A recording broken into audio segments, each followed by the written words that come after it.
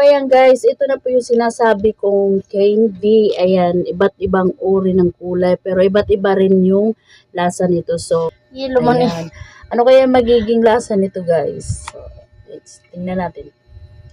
Bugbog. Marosa be orange. Bagay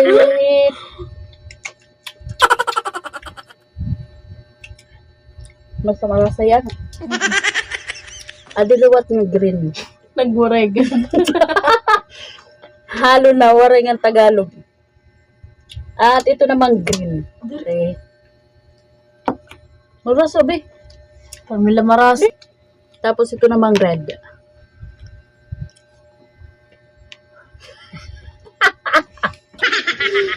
Marasa guys. Red.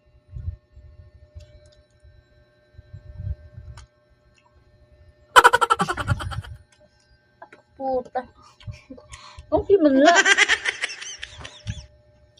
Okay lang. Alana. Okay lang.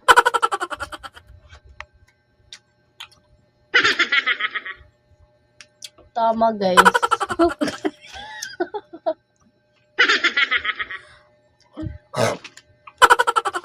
Marasa.